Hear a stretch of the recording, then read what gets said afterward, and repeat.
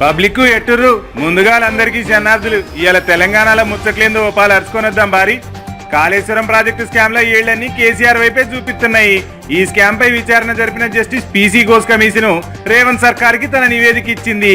ఈ రిపోర్టు పరిశీలించాక తదుపరి చర్యల కోసం CM Revanth Reddy cabinet meeting లో చర్చించనుర్రట. బీసీలకు 42% రిజర్వేషన్ సాధించడం కోసం రేవంత్ రెడ్డి సర్కారు ఢిల్లీ కేంద్రంగా పోరాటం చేస్తోంది. ఇప్పటికే నిర్వహిస్తున్న జనహిత పాదయాత్రకు మంచి స్పందన వస్తోంది. ఆగస్టు 5, 6, 7 తేదీల్లో ఢిల్లీలో ఆందోళన కార్యక్రమాలు చేస్తురట. అవయవదానంలో దేశంలోనే టాప్ ప్లేస్ లో నిలిచింది మన తెలంగాణ. 2024లో 1670 మంది డోనర్ల నుంచి 6309 అవయవాలు సేకరించిర్రట. కేంద్ర మంత్రి జేపీ నడ్డా తెలంగాణ జీవన్ దాన్కు అవార్డు అందజేసిండు.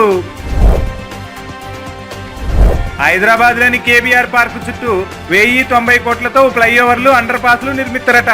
పర్యావరణానికి సంబంధించిన అభ్యంతరాలు కొలిక్కొచ్చినాయట. త్వరలోనే కార్యాచరణ ప్రకటించనుంది రేవంత్ అన్న సర్కారు.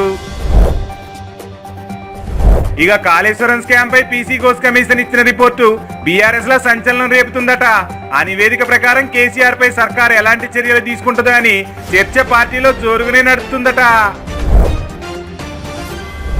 ఎంజీబీఎస్ చంద్రాయణ గుట్ట వరకు 7.5 కిలోమీటర్ల మెట్రో విస్తరణకు మార్కింగ్ పూర్తయిందట.